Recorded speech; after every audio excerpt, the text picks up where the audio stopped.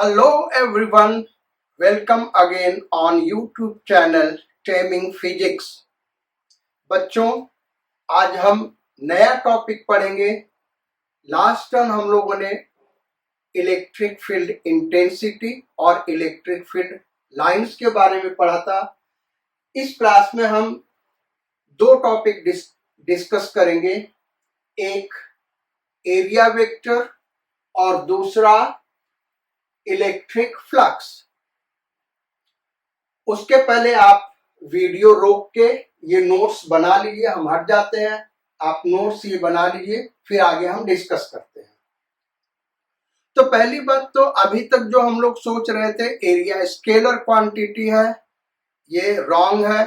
कभी भी आपसे पूछा जाए एरिया स्केलर है या वेक्टर है, so area is a vector quantity, volume is a scalar quantity. ध्यान रखिएगा, वॉल्यूम स्केलर क्वांटिटी है एंड एरिया वेक्टर क्वांटिटी है। तो अगर वेक्टर क्वांटिटी है तो मैग्नीट्यूड का फार्मूला हमको पता है। अगर रेगुलर शेप का कोई सरफेस है तो उसका एरिया क्या होगा, ढेर सारे फार्मूले हम जानते हैं। उसके डायरेक्शन के बारे में हमको लर्न करना है, वही चीज हम यहाँ पे डिस्कस करेंगे कि अगर एरिया वेक्टर क्वांटिटी है तो इसका डायरेक्शन क्या होगा। तीन लॉ आपको समझने हैं। पहला, for a single flat surface it is normal to the surface so that electric flux is positive। यानी अगर एक सिंगल फ्लैट सरफेस है, शेप कोई भी हो, वो ट्रायंगुलर हो, स्क्वायर हो, रेक्टेंगल हो, सर्कुलर शेप यानी डिस्क शेप का हो, ये सारे के सारे फ्लैट सरफेस है, इनके एरिया वेक्टर का डायरेक्शन क्या होगा, नॉर्मल टू द सरफेस। यानी सरफेस पे नॉर्मल ड्रॉ कर दो, वही डायरेक्शन एरिया वेक्टर का डायरेक्शन होगा। अब नॉर्मल हम दो डायरेक्शन में ड्रॉ कर सकते हैं, जैसे यहाँ पे दिखा है। ये हमने एक फ्लैट सरफेस लिया, रेक्टेंगुलर सरफेस। अब इसके एरिया वेक्टर का डायरेक्शन क्या होगा, तो यहां से नॉर्मल हमने ड्रॉ कर दिया, ये हो गया। अच्छा, ये डायरेक्शन ये भी हो सकता है, एक इधर पॉसिबल है डायरेक्शन, दूसरा नॉर्मल हम ऐसे भी ड्रॉ कर सकते हैं। ये चौक जो दिखा रहे हैं ये एरिया वेक्टर का डायरेक्शन है। तो एक इधर पॉसिबल है, एक इधर पॉसिबल है। क्या कह रहा है आगे कंडीशन, कौन सा वाला लेंगे, जिसके लिए इलेक्ट्रिक फ्लक्स पॉजिटिव है। इलेक्ट्रिक फ्लक्स पॉजिटिव आना चाहिए भाई। तो अगर इस फ्लैट सरफेस को हम ऐसे शो कर रहे हैं, ये हमारा फ्लैट सरफेस, यानी ये एक स्ट्रेट लाइन नहीं है, एक फ्लैट सरफेस है, तो एरिया वेक्टर का दो डायरेक्शन हो सकता है, एक नॉर्मल इस डायरेक्शन में, दूसरा नॉर्मल इस डायरेक्शन में। अब लेंगे कौन सा, तो सपोज कर लो इलेक्ट्रिक फील्ड का ये डायरेक्शन है, तो एरिया वेक्टर का भाई हम ये वाला डायरेक्शन लेंगे, क्योंकि इस केस में इलेक्ट्रिक फील्ड इंटेंसिटी और एरिया वेक्टर के बीच एंगल थीटा जो बन रहा है वो 90 डिग्री से कम है, तो इसका जो डॉट प्रोडक्ट होगा वो क्या होगा, 90 डिग्री से कम होगा, यानी पॉजिटिव आएगा। सो ये एरिया वेक्टर का डायरेक्शन है। अब यहाँ पे जो हमने लिखा है कि so that electric flux is positive, तो इलेक्ट्रिक फ्लक्स क्या है ये हम आगे डिस्कस करेंगे। लेकिन यहाँ इतना तो आप समझ सकते हैं कि वो वाला नॉर्मल का डायरेक्शन लेंगे जो इलेक्ट्रिक फील्ड इंटेंसिटी के साथ 90 डिग्री से कम एंगल बना रहा हो, यानी ये वाला एरिया वेक्टर का डायरेक्शन इस केस में हम नहीं ले सकते, ये गलत है, ये डायरेक्शन होगा। अच्छा, मान लीजिए यही फ्लैट सरफेस हम ले ले, फिर से हमने फ्लैट सरफेस वही ले लिया, लेकिन क्वेश्चन में इलेक्ट्रिक फील्ड इंटेंसिटी का डायरेक्शन ये दिया है। अब area vector normal to the surface, दो डायरेक्शन पॉसिबल है, एक इधर और एक इस डायरेक्शन में। ये वाला डायरेक्शन गलत होगा, ये हम नहीं लेंगे। एरिया वेक्टर का डायरेक्शन कौन सा होगा बेटा, ये वाला होगा, क्योंकि इस बार इनके बीच में ये जो एंगल थीटा है 90 डिग्री से कम है, तो इसका डॉट प्रोडक्ट पॉजिटिव आएगा। ये हो गया फ्लैट सरफेस के लिए। सेकेंड है, अगर क्लोज्ड फ्लैट सरफेस हो, वो तो सिंगल फ्लैट सरफेस था, लेकिन ऐसा भी हो सकता है कि कई फ्लैट सरफेस हो और वो क्लोज्ड हो, या फिर कुछ कर्व्ड सरफेस हो और कुछ फ्लैट सरफेस हो, लेकिन पूरा का पूरा शेप क्या है, क्लोज्ड है। फॉर एग्जाम्पल एक क्यूब हम ले लें, ऐसे आपको ये स्क्वायर दिख रहा है, लेकिन ये एक क्यूब है। क्यूब का मतलब उसमें लेंथ, ब्रेड्थ, हाइट तीनों है। तो अब इस केस में ये तो फ्लैट सरफेस से ही बना है। इस केस में एरिया वेक्टर का डायरेक्शन यूनिक होगा भाई, फ्लैट सरफेस की अभी हम बात कर रहे हैं। ऐसे ही एक सिलेंडर ले लें, तो इसके दोनों एंड पे अगेन सर्कुलर फ्लैट सरफेस है, ये और ये फ्लैट सरफेस। इसमें टोटल 6 फ्लैट सरफेस मिलेंगे, 4 वॉल हो गए, एक रूफ हो गया और एक फ्लोर हो गया, या एक टॉप एक बॉटम। तो अब इस केस में एरिया वेक्टर का direction perpendicular to the surface, normal to the surface होगा, लेकिन आउटवर्ड डायरेक्शन में होगा, इन आउटवर्ड डायरेक्शन। तो यहाँ पे तो यूनिक डायरेक्शन पॉसिबल है, यहाँ पे नहीं पॉसिबल, यहाँ पे ई का डायरेक्शन हम लेके देखेंगे। ओके, सो इस केस में यहाँ पे एरिया वेक्टर का डायरेक्शन इस फ्लैट सरफेस का ये होगा परपेंडिकुलर टू द सरफेस, यहाँ पे ये होगा, यहाँ पे ये होगा, यहाँ पे डाउनवर्ड होगा।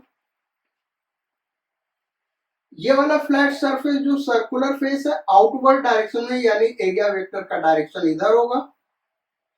और यहाँ पे ये फ्लैट सरफेस जो सर्कुलर फ्लैट सरफेस है, इसके एरिया वेक्टर का डायरेक्शन ये होगा। तो ये हो गया भाई फ्लैट सरफेस के लिए। पहला फ्लैट सरफेस ओपन था, दूसरा फ्लैट सरफेस क्लोज्ड है। अब थर्ड लॉ पे आते हैं, फॉर कर्व्ड सरफेसेस ओपन और क्लोज्ड, यानी वो जो कर्व्ड सरफेस है वो ओपन भी हो सकता है, क्लोज्ड भी हो सकता है, दोनों के लिए लॉ सेम है। इट इज रेडियली आउटवर्ड्स, यानी डायरेक्शन क्या होगा, एरिया वेक्टर का रेडियली आउटवर्ड होगा। जैसे एक एग्जांपल हम ले, यहाँ पे ये हमने एक स्फेरिकल सरफेस ले लिया, ये सॉलिड स्फीयर है या हॉलो स्फीयर, इससे मतलब नहीं, हमने केवल सरफेस को कंसीडर करना, उसका एरिया वेक्टर का डायरेक्शन क्या होगा। तो यहाँ पे इसका सेंटर है। अब इस पॉइंट पे अगर हम देखें, इस पॉइंट पे एरिया वेक्टर, यानी छोटा सा एक सेगमेंट इसका ले लें, यहाँ पे एरिया वेक्टर का ये डायरेक्शन होगा। यहाँ पे टॉप पे हम देखें तो एरिया वेक्टर का ये डायरेक्शन होगा रेडियली आउटवर्ड। यहाँ पे हम देखें तो एरिया वेक्टर का ये डायरेक्शन होगा, यहाँ पे देखें तो एरिया वेक्टर का ये डायरेक्शन होगा, और किसी जनरल पॉइंट पे देखें तो रेडियली आउटवर्ड एरिया वेक्टर का ये डायरेक्शन होगा। Curved closed surface. अब मान लीजिए हम ओपन सरफेस ले लेते हैं, यानी कि जो एक हॉलो स्फीयर है और इसको हमने कट कर दिया, ऐसे कट कर सकते थे हेमिस्फीयर में भी, हमने उससे छोटा, उससे भी छोटा सरफेस बना दिया, ये ऐसे। तो ये वाला जो सरफेस है ये जो बना, इसको थोड़ा सा कर्व दिखाते, शेप में मजा नहीं आ रहा।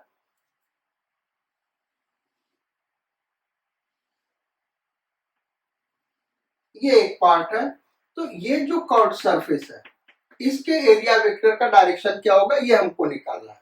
तो सपोज कर लीजिए कि इसका सेंटर यहाँ पे है, ये वाला जो सरफेस है ये ओपन है, इधर वाला जो सरफेस है सर्कुलर पार्ट ये क्या है, ओपन है।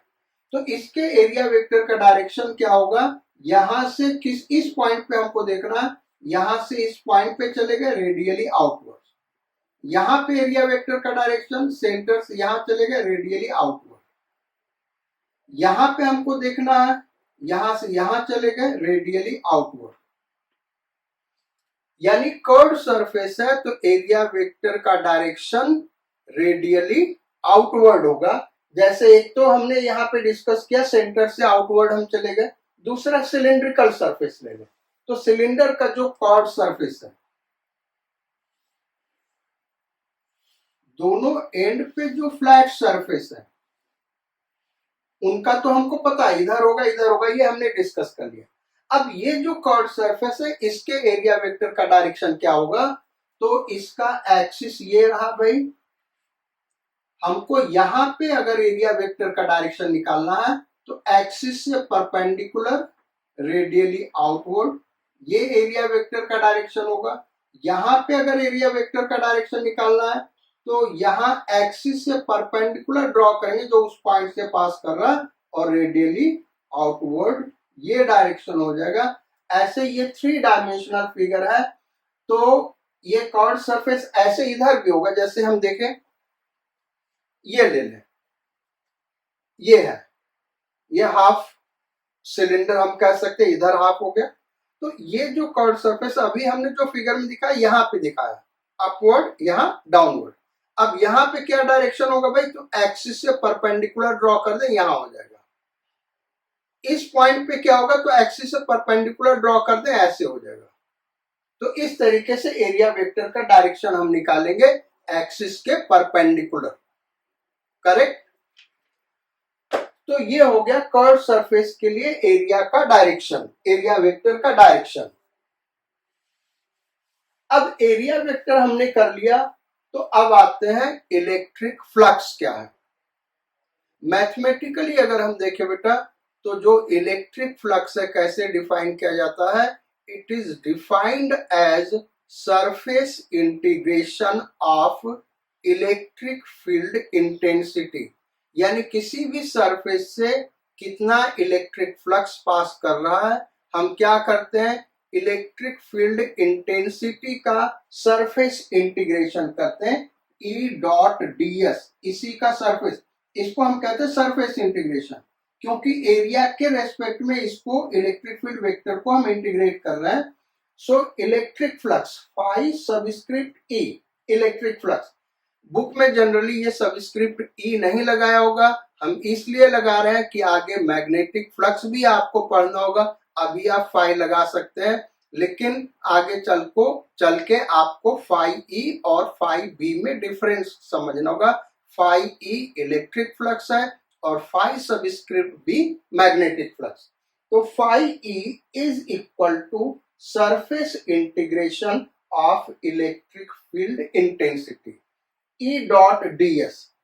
अच्छा, ई डॉट डी एस क्या होगा भाई, E D S cos theta. जैसे एक सरफेस हमने लिया है, ये एरिया वेक्टर का डायरेक्शन ए हमने दिखाया है, इलेक्ट्रिक फील्ड वेक्टर का डायरेक्शन ये ई है और दोनों के बीच का एंगल थीटा।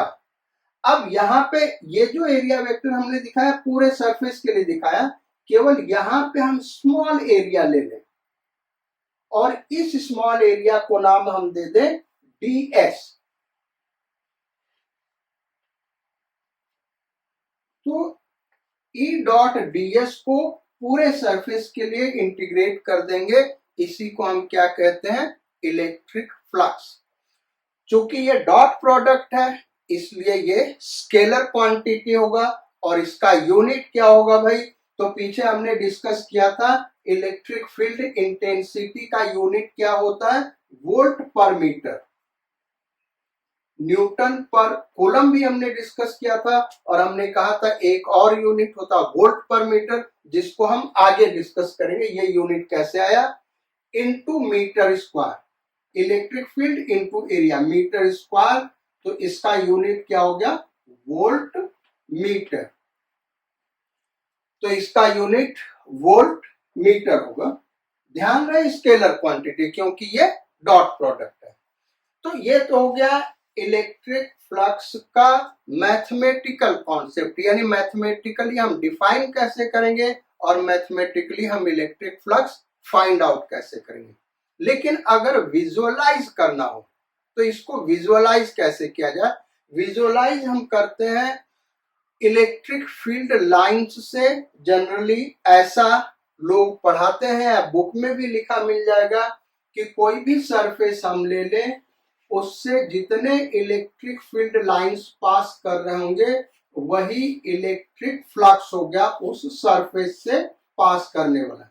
जैसे ये इलेक्ट्रिक फील्ड लाइंस हम दिखा रहे हैं किसी रीजन में, और ये सरफेस ऐसे रखा है, तो भाई इलेक्ट्रिक फ्लक्स क्या है, तो क्या लिखा रहता है 1 2 3, 3 इलेक्ट्रिक फील्ड लाइंस पास कर रहा है, यानी इसका इलेक्ट्रिक फ्लक्स 3 हो गया। लेकिन ये गलत है, ये एक विजुअलाइजेशन है, इससे हम विजुअलाइज कर रहे हैं जितना ज्यादा इलेक्ट्रिक फील्ड लाइंस पास कर रहा होगा इलेक्ट्रिक फ्लक्स उतना ही ज्यादा होगा। तो इलेक्ट्रिक फ्लक्स को विजुअलाइज करने का ये तरीका है, लेकिन electric flux is not equal to electric field lines threading the surface or running through the surface or passing through the surface, उसके इक्वल नहीं होता है। ये एग्जाम में कई बार आ चुका है, मेंस में और एम्स में, नीट एग्जाम में कई बार ये पूछा जा चुका है। ये स्टेटमेंट गलत है। तो सही स्टेटमेंट क्या है, ये हमने नोट लिखा, note number 2। Electric flux is directly proportional to the electric field lines threading the surface. Electric flux क्या है, जो इलेक्ट्रिक फील्ड लाइंस पास कर रही हैं उसके डायरेक्टली प्रोपोर्शनल होता है, उसके इक्वल नहीं होता है। मतलब क्या हुआ, electric flux is equal to some constant k into number of electric field lines, ऐसा हम लिख सकते हैं, क्योंकि करेक्ट जो है electric flux is directly proportional to the number of electric field lines. अब ऐसा कहा क्यों गया बेटा, तो उसका रीजन ये है कि किसी चार्ज के करस्पॉन्डिंग कितना इलेक्ट्रिक फील्ड लाइन से निकल रहे होंगे, इसके लिए कोई नंबर नहीं है। ऐसा नहीं है कि वो Q बाई एप्सिलॉन नॉट के बराबर होगा, जैसा जनरली बच्चों के दिमाग में तो नहीं आता है, टीचर के दिमाग में आता है। बच्चे तो नया नया पढ़ना शुरू करते हैं, उनको क्या पता क्यों टीचर के दिमाग में आता है, क्योंकि ओल्ड बुक्स में 30-35 साल पहले, 40 साल पहले जाओगे तो ऐसा बुक में लिखा हुआ मिलेगा, जो कि नए टीचर्स इसको कहीं न कहीं पढ़ लेते हैं और उनको लगता है ऐसा है, लेकिन ऐसा नहीं है। गिवन चार्ज के लिए इट डिपेंड्स ऑन अस, ये हमारे ऊपर डिपेंड करता है कि हम कितने इलेक्ट्रिक फील्ड लाइंस ड्रॉ करते हैं, इसलिए electric flux directly proportional to N. अब प्रोपोर्शनलिटी कांस्टेंट लगा दे तो अब ये करेक्ट है। ये जो प्रोपोर्शनलिटी कांस्टेंट है इसका यूनिट है वोल्ट मीटर और ये नंबर ऑफ लाइंस है। तो अगर इसको हम के अभी सपोज कर ले तो इससे जो इलेक्ट्रिक फ्लक्स पास कर रहा है 3k, where k is constant। अब अगर और स्ट्रॉन्ग फील्ड है तो देखो भाई अब क्या हो जाएगा, अब फ्लक्स बढ़ गया, यानी कहने का क्या मतलब है कि जैसे जैसे हमने इलेक्ट्रिक फील्ड लाइंस बढ़ा दिए तो उनके बीच का डिस्टेंस क्या हुआ, घट गया, और बीच का डिस्टेंस घट गया तो इलेक्ट्रिक फील्ड इंटेंसिटी क्या हो गया, बढ़ गया, और इलेक्ट्रिक फील्ड इंटेंसिटी बढ़ेगा तो फ्लक्स क्या होगा, इंक्रीज कर जाएगा। सो विजुअलाइज करने के लिए आपको अपने दिमाग में सोचने के लिए ये ध्यान रखिए कि इलेक्ट्रिक फील्ड लाइन सरफेस से जितना ज्यादा पास करेगा यानी इलेक्ट्रिक फ्लक्स उतना ही ज्यादा होगा। अब इलेक्ट्रिक फील्ड लाइंस को आप ऐसे सोच सकते हैं कि जो लाइट है, लाइट से जो रेज आ रही है, वो रेज हमको दिखाई नहीं देते, लेकिन जो रेज आ रही है वो जितना सरफेस पे पड़ रही है वो क्या है, वो ल्यूमिनस फ्लक्स है। क्या है भाई, वो ल्यूमिनस फ्लक्स है। तो जैसे ये सरफेस हम ले लें इस तरीके से और उधर से लाइट आ रहा है, तो इससे जितना रेज पास कर रही है वो उसका ल्यूमिनस फ्लक्स हो गया।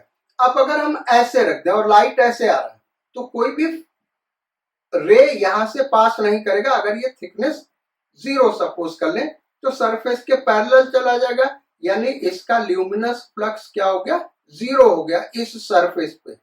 वही चीज यहाँ पे इलेक्ट्रिक फ्लक्स के भी केस में होता है, जिसको हम इलेक्ट्रिक फील्ड लाइन से विजुअलाइज कर सकते हैं। हाँ, निकलने को यहाँ फार्मूले से भी आ जाएगा, तो उसका विजुअलाइजेशन बाद में बताएंगे।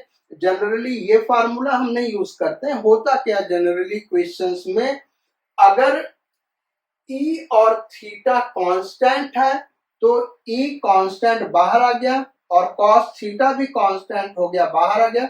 ds का इंटीग्रेशन s यानी सरफेस एरिया जिसको हम कैपिटल ए से रिप्रेजेंट कर रहे हैं, तो उस केस में इलेक्ट्रिक फ्लक्स क्या हो जाएगा बेटा, ई ए कॉस थीटा। यानी अगर इलेक्ट्रिक फील्ड इंटेंसिटी का मैग्नीट्यूड पूरे सरफेस पे कांस्टेंट है और इलेक्ट्रिक फील्ड इंटेंसिटी और एरिया वेक्टर के बीच का एंगल थीटा कांस्टेंट है, तो उस केस में हम इलेक्ट्रिक फ्लक्स का फार्मूला लगाएंगे ई ए कॉस थीटा या ई डॉट ए, ई डॉट ए, ऐसे इसको लिखेंगे। अगर ई और ए वेक्टर फॉर्म में दिया तो इलेक्ट्रिक फ्लक्स यहां से निकाल लेंगे, अगर एंगल वगैरह दिया तो यहां से हम निकालेंगे। कंडीशन क्या है, ई और थीटा कांस्टेंट होना चाहिए। तो ये हो गया भाई इलेक्ट्रिक फ्लक्स के लिए एक ये फार्मूला हो गया। अगर इलेक्ट्रिक फील्ड इंटेंसिटी ई वेरिएबल है तो फिर ये फार्मूला लगाएंगे वेक्टर फॉर्म में, या फिर ई डीएस कॉस थीटा यहाँ इंटीग्रेशन से सॉल्व कर लेंगे। लेकिन विजुअलाइज कैसे करेंगे इलेक्ट्रिक फ्लक्स को, उसके लिए ये कॉन्सेप्ट है। तो अब ये विजुअलाइजेशन कहीं कहीं बड़ा इंपॉर्टेंट हो जाता है, इसको समझना। जैसे हम आपसे कहें कि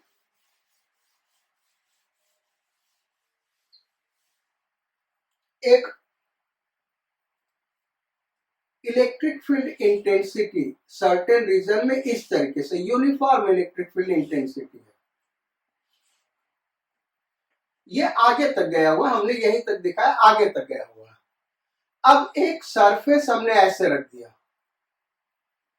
इस तरीके से रख दिया, इसका एरिया हम कैपिटल ए सपोज कर रहे हैं, तो इससे कितना इलेक्ट्रिक फ्लक्स पास कर रहा है। तो यहां से ई को अगर हम दिखाएं बेटा तो ये ऐसे हो जाएगा ई, और एरिया वेक्टर का डायरेक्शन क्या होगा भाई, फ्लैट सरफेस है तो परपेंडिकुलर टू द सरफेस दो डायरेक्शन पॉसिबल है, एक ये वाला और एक इधर वाला। हमने क्या कहा था, वो डायरेक्शन लेंगे जिसमें ई और ए के बीच का एंगल 90 से कम हो, तो ये डायरेक्शन हम लेंगे एरिया वेक्टर। तो इलेक्ट्रिक फ्लक्स क्या हो गया, phi E is equal to E A cos, दोनों के बीच का एंगल क्या हो गया भाई, 0, तो ई ए। अच्छा, अब यही सरफेस अगर हम थोड़ा सा टिल्ट करके देखें तो कितना फ्लक्स पास कर रहा है। इस सरफेस को अब हमने ऐसे रख दिया, वही वाला सरफेस ऐसे रख दिया। अब देखें तो इलेक्ट्रिक फील्ड यहां कैसे होगा भाई, इधर होगा ई, एरिया वेक्टर नॉर्मल के डायरेक्शन में होगा तो इस पे परपेंडिकुलर ड्रॉ कर दें। दो डायरेक्शन पॉसिबल है, एक ये, इसके साथ 90 से ज्यादा एंगल बन रहा है तो ये वाला डायरेक्शन लेंगे। सपोज कर लीजिए एंगल ये थीटा है। अब इलेक्ट्रिक फ्लक्स क्या होगा, phi E is equal to E A cos theta. तो इलेक्ट्रिक फ्लक्स क्या हो गया, ई ए कॉस थीटा। अब ये फ्लक्स मैक्सिमम कब होगा, जब थीटा 0 हो जाए, यानी जो पिछला वाला केस था। इसका मतलब कि फ्लक्स मैक्सिमम कब होगा, जब इलेक्ट्रिक फील्ड लाइंस सरफेस पे परपेंडिकुलरली फॉल करें, सरफेस पे परपेंडिकुलरली फॉल करें। अच्छा, अब अगर यही थीटा 90 डिग्री हो जाए तब क्या होगा, ये इलेक्ट्रिक फील्ड इस थीटा को 90 करके हम दिखाते हैं, इलेक्ट्रिक फील्ड जो होगा बेटा सरफेस के पैरेलल चला जाएगा। ऐसे हमने सरफेस रख दिया। अब एरिया वेक्टर कैसे होगा, इधर होगा, और ई वेक्टर कैसे होगा, ऐसे हो जाएगा। दोनों के बीच एंगल क्या होगा, 90 डिग्री, तो फ्लक्स क्या हो गया, 0। यानी इलेक्ट्रिक फील्ड लाइंस अगर सरफेस के पैरेलल जा रही हैं तो फ्लक्स 0 हो जाएगा, और सरफेस के परपेंडिकुलर जा रही है तो फ्लक्स मैक्सिमम होगा। इलेक्ट्रिक फील्ड लाइंस के टर्म में जो फ्लक्स बताया गया है वो इसी विजुअलाइजेशन के लिए बताया गया, ताकि आप अपने दिमाग में इमेज बना सके। इसको हम एक कॉपी के भी थ्रू दिखा रहे हैं। सपोज करिए ये हमारा इलेक्ट्रिक फील्ड लाइन अब इस सरफेस को हम ऐसे रख रहे हैं, तो आपको क्या लग रहा है, ये जितनी भी इलेक्ट्रिक फील्ड लाइन है सरफेस के क्या है, परपेंडिकुलर, तो फ्लक्स मैक्सिमम होगा, जितनी इलेक्ट्रिक फील्ड लाइन होगी सब इसके थ्रू पास कर जाएंगे।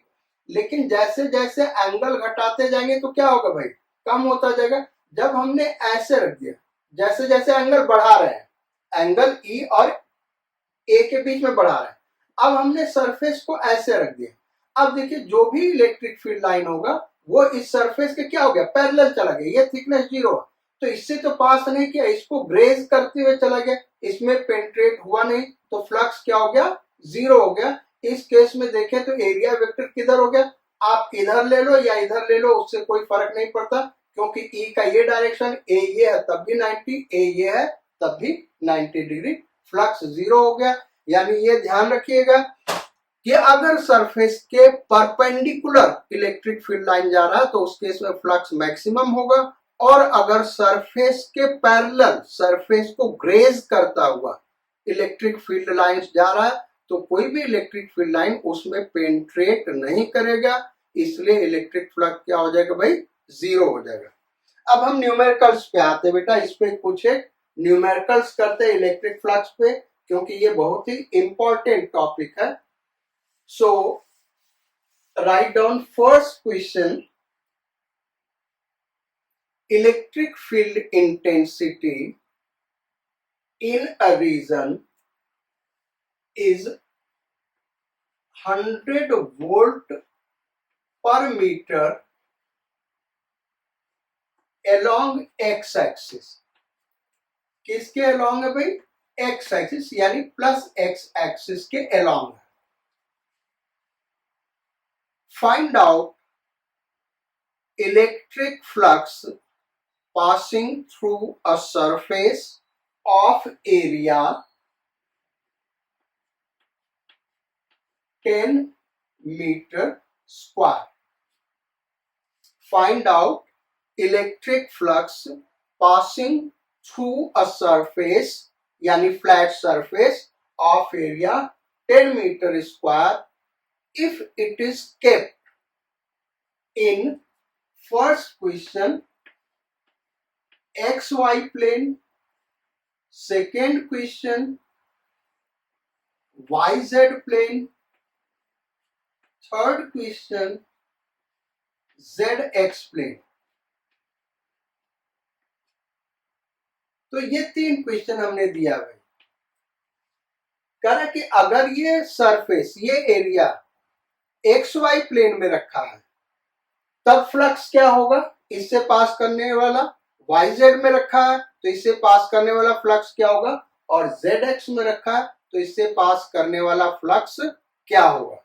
चलिए अब करते भाई, इसको कैसे करेंगे, तो हमारे पास 2 फार्मूला बेटा, फ्लक्स का phi E is equal to E dot A, इससे भी कर सकते हैं, या फिर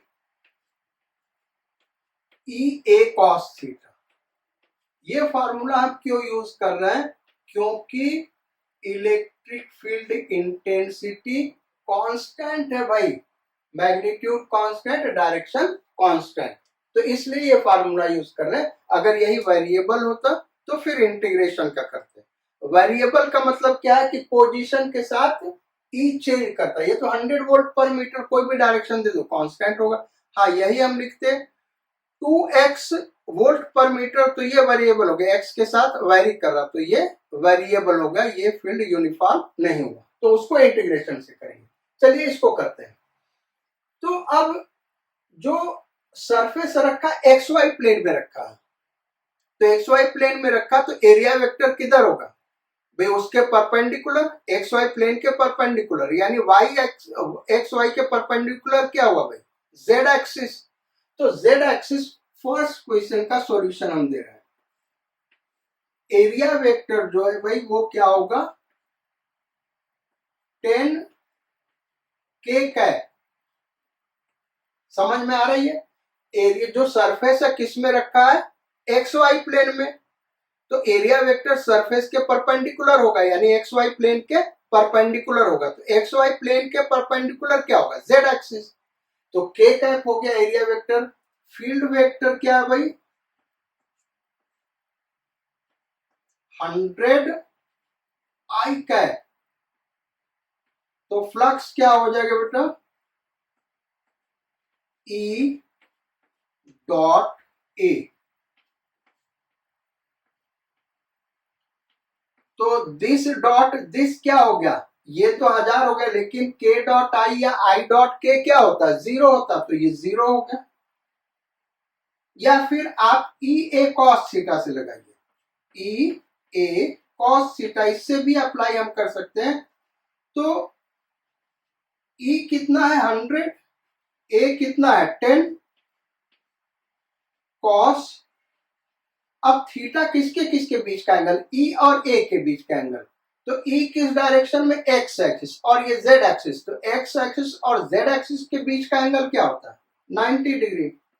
तो फ्लक्स इज 0, ये 0 हो जाएगा फ्लक्स। नेक्स्ट सेकेंड क्वेश्चन पे आते हैं। सेकेंड क्वेश्चन कह रहा कि वाई जेड प्लेन में रखा है। तो वेक्टर ई तो वही है भाई, 100 आई का। हमको तो देखना है एरिया वेक्टर क्या होगा। तो एरिया वेक्टर इस केस में कैसे होगा, जब सरफेस को वाई जेड प्लेन में रखा है तो जो एरिया वेक्टर होगा वाई जेड के परपेंडिकुलर, यानी एक्स एक्सिस के अलॉन्ग होगा, एक्स एक्सिस के अलॉन्ग होगा, तो 10 आई कैप। अब एक्स एक्सिस माइनस एक्सिस के भी अलॉन्ग ले सकते थे, लेकिन उस केस में डॉट प्रोडक्ट नेगेटिव हो जाएगा। हमने क्या कहा था कि एरिया वेक्टर इस तरीके से लेंगे कि ई और ए का डॉट प्रोडक्ट हमेशा क्या होना चाहिए भाई, पॉजिटिव होना चाहिए, यानी थीटा 90 से कम होना चाहिए। तो flux phi E is equal to E dot A, और ई डॉट ए इस बार करोगे बेटा तो 100 into 10,000 and I dot I 1। सो ये हो गया। ई ए कॉस थीटा से भी कर सकते हो, ई ए कॉस थीटा। तो ई क्या है भाई 100, और ए क्या है 10, और थीटा क्या है 0। तो ये क्या हो गया 1000, यूनिट हो जाएगा वोल्ट मीटर। ये हो गया भाई फर्स्ट क्वेश्चन। अब सेकेंड क्वेश्चन पे आते हैं।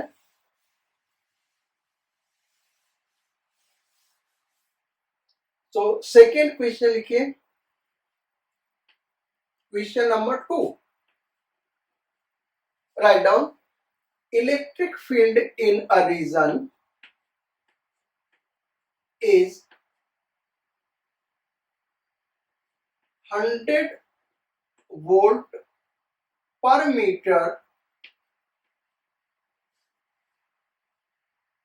making an angle of 60 degree with vertically upward direction, यानी वर्टिकली अपवर्ड डायरेक्शन से 60 डिग्री बना रहा है इलेक्ट्रिक फील्ड। इस तरीके से इलेक्ट्रिक फील्ड है। तो ये एंगल हम दिखा दें,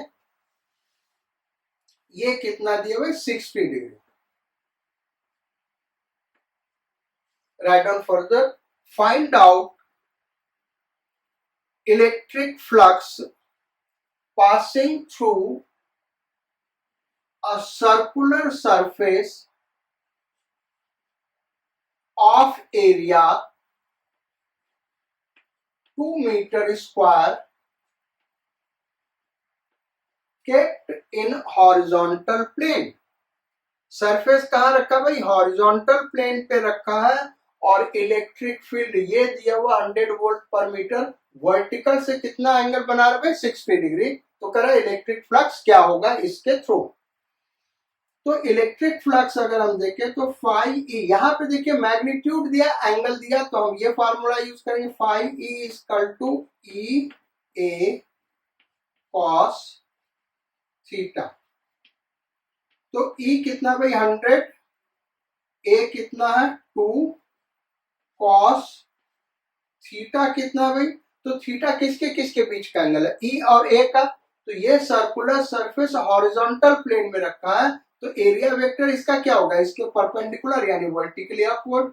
ये ए का डायरेक्शन हो गया और ये ई का डायरेक्शन हो गया, दोनों के बीच एंगल क्या 60 डिग्री, तो cos 60।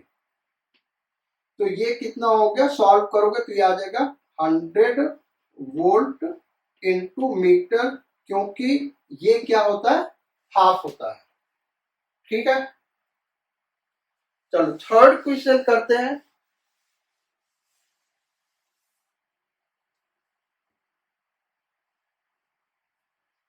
सॉल्व अबव प्रॉब्लम, यानी क्वेश्चन वही है। If circular surface of area 2 metre square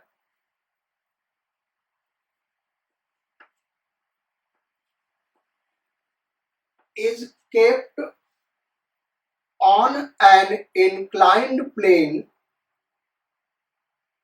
making an angle of 30 degree with horizontal, यानी जो हमारा सर्कुलर सरफेस रखा है बेटा, वो एक इंक्लाइंड प्लेन पे रखा है, जो कि हॉरिजॉन्टल से कितना एंगल बना रहा है भाई, 30 डिग्री बना रहा है। This is 30 degree. जो सर्कुलर प्लेन रखा वो इंक्लाइंड प्लेन पे रखा, और इंक्लाइंड प्लेन दिया है हॉरिजॉन्टल से कितना एंगल बना रहा है, 30 डिग्री। और जो इलेक्ट्रिक फील्ड है वो क्या दिया हुआ है, वर्टिकल से कितना एंगल बना रहा है भाई, 60 डिग्री। तो यहां पे हम बना दिए 60 डिग्री, ऐसे हो गया ई वेक्टर, और वर्टिकल से 60 डिग्री। अब एरिया वेक्टर का डायरेक्शन क्या होगा, तो एरिया वेक्टर इस सर्कुलर सरफेस पे क्या होगा, नॉर्मल होगा, ये होगा। अब ये हमने ऐसा फिगर बना ही दिया है कि वो 90 डिग्री दिख रहा है, लेकिन आपको प्रूव करना होगा भाई कि ये 90 डिग्री है। तो इसको अगर हम देखें बेटा, तो यहां पे ये 30 है, यानी ये क्या होगा, 60 होगा। ये एंगल क्या होगा, क्योंकि ऐसे परपेंडिकुलर, ये वर्टिकल लाइन है ना, तो ये वाला कितना हो गया, 60 डिग्री। अच्छा, ये 60 डिग्री है और ये एरिया वेक्टर सरफेस के परपेंडिकुलर है, तो ये पूरा एंगल कितना होगा, 180 डिग्री। ये 60 डिग्री, ये 90 डिग्री, यानी ये कितना बचा, 30 डिग्री। यानी जो फ्लक्स होगा बेटा phi E is equal to E A cos 90 degree. E A value put करने की जरूरत नहीं है, यहाँ आंसर 0 आ गया। यहाँ पे देखिए इलेक्ट्रिक फील्ड लाइन जो है सरफेस के पैरेलल पास कर रही होगी, उससे पेनिट्रेट नहीं कर रही है। एक लास्ट क्वेश्चन करते हैं, फिर इस टॉपिक को खत्म करते हैं। फिगर जैसा हम बनाएंगे वैसे ही बनाइएगा, पहले फिगर हम ड्रॉ कर दे रही है।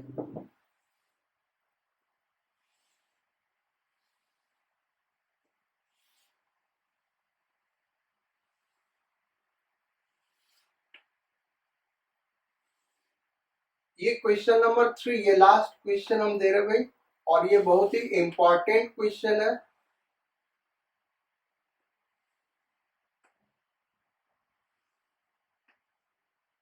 ये इस तरीके से एक क्यूब है, क्यूब जैसा दिख रहा है बच्चों। ये क्या बनाया हमने, क्यूब। ये अंदर वाला साइड बना दिया भाई, एलो जी, ये अंदर वाला साइड हो गया।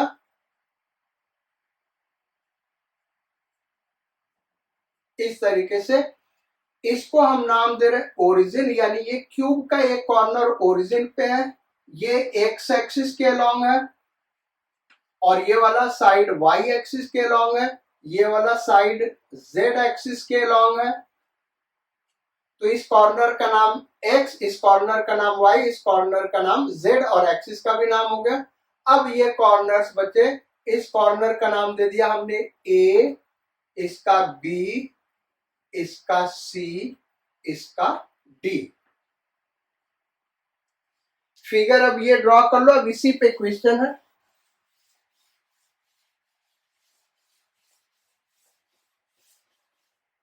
चलो भाई, तो इलेक्ट्रिक फील्ड दिया हुआ है E इज इक्वल टू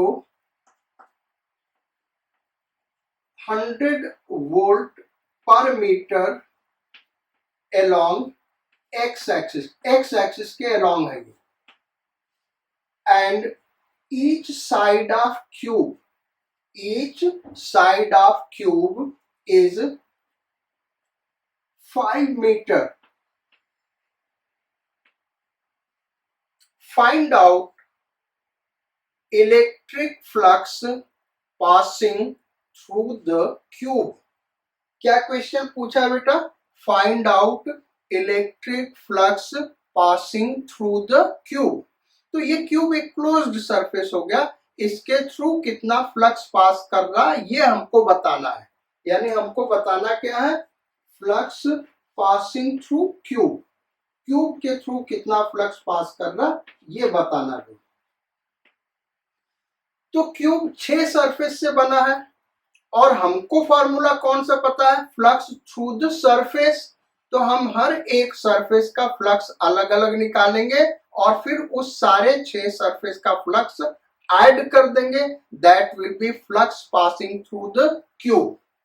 तो जो इलेक्ट्रिक फील्ड लाइंस का हमने बात करा था कि इलेक्ट्रिक फ्लक्स देखने के लिए हमको यह देखना होगा कितना इलेक्ट्रिक फील्ड लाइंस सरफेस के पैरेलल जा रहा है, तो 0 होगा। ये कॉन्सेप्ट बड़ा इंपॉर्टेंट है।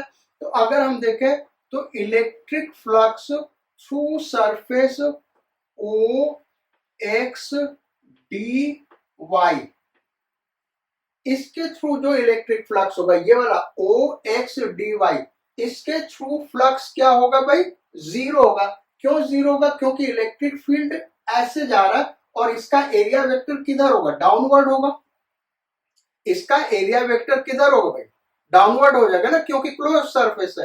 तो perpendicular to the surface law लिखाया था और क्लोज सरफेस है तो आउटवर्ड यानी डाउनवर्ड हो जाएगा।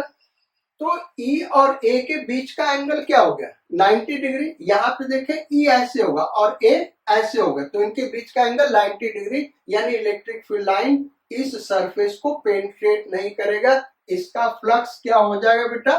0। ऐसे ही डिस्कस करें और किसका किसका 0 होगा?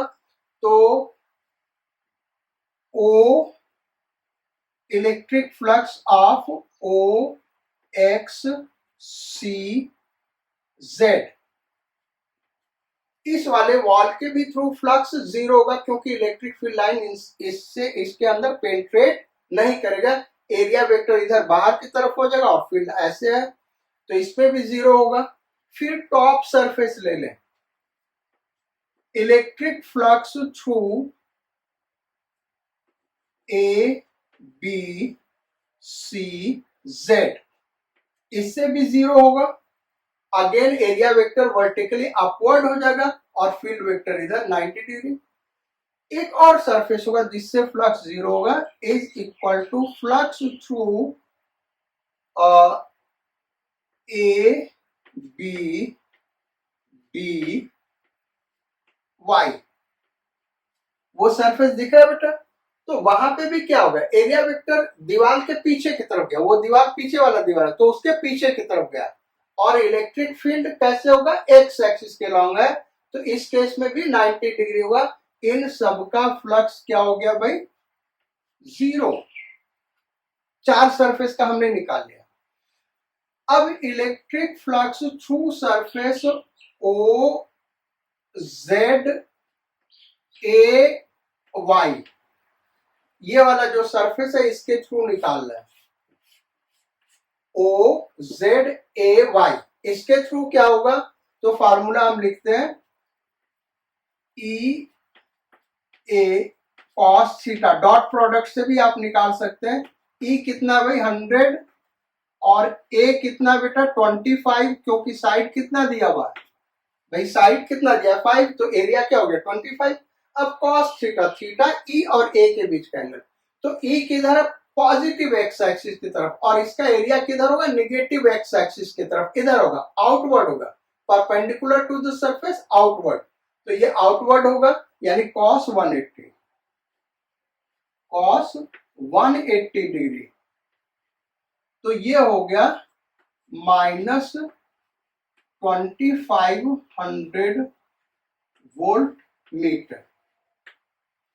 अब फ्लक्स थ्रू ये वाला सरफेस ले ले, इधर वाला कौन सा है, बी सी एक्स डी, इसके थ्रू फ्लक्स क्या होगा, ई A cos theta, E A cos theta. भाई सिंपल चीज, आपके दिमाग में अगर आ गया, वो विजुअलाइजेशन आ गया, तो एंगल देखना बड़ा आसान है। तो ई दिया हुआ 100 और ए कितना दिया भाई, फटाफट बोलो, 25 कॉस, एंगल कितना दिया हुआ बेटा, दोनों के बीच जल्दी जल्दी बोलो, एंगल ई और ए के बीच, तो ई का डायरेक्शन यही होगा और ए का भी डायरेक्शन क्या होगा, यही होगा, बाहर की तरफ, तो 0। तो ये हो गया 2500 वोल्ट मीटर। अब सारे 6 सरफेस आ गए, 1 2 3 4 5 6, तो total flux through the cube is equal to क्या हो जाएगा बेटा, इसी का सम हो जाएगा। तो सारा मिला दे, तो एक उधर का तो सारा 0 हो गया, एक -2500 और दूसरा क्या है +2500 is equal to 0।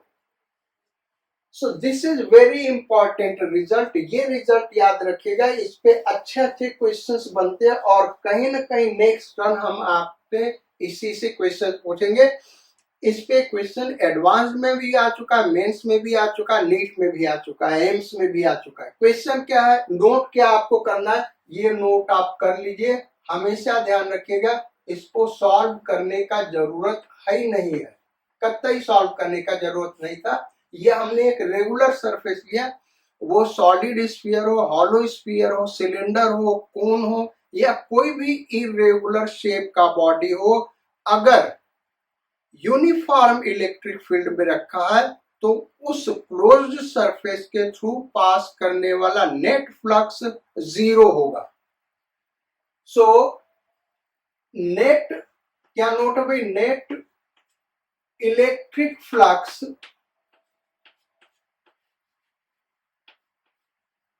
passing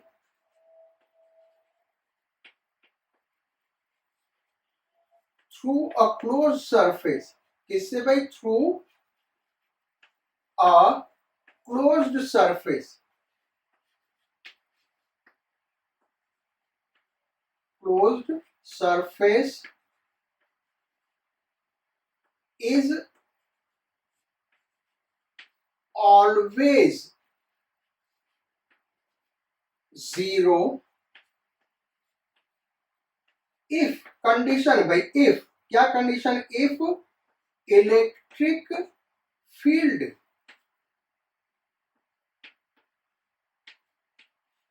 is uniform,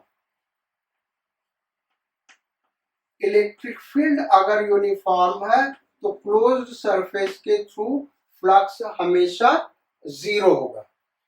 सो आज यहीं तक रखते हैं, इसका कहीं ना कहीं आगे यूज रखेंगे, यूज करेंगे हम क्वेश्चन में, इसको याद रखिएगा। नॉन यूनिफॉर्म इलेक्ट्रिक फील्ड का फ्लक्स अभी हमने नहीं बताया, क्योंकि वो आपके नीट, एडवांस्ड और मेंस लेवल का है, तो कॉम्पिटिटिव क्वेश्चंस आगे कहीं डिस्कस करेंगे तो वहां हम जरूर उन क्वेश्चंस को लेंगे। यहाँ हम जस्ट एप्लीकेशन और कॉन्सेप्ट डेवलप करने का बात कर रहे हैं बेटा, इसलिए हमने इन चीजों को डिस्कस किया है। सो let us meet in next class. Till then, you do hard labor, stay happy, stay blessed. So let us meet again in the next class. Till then, bye bye, sayonara, bon voyage.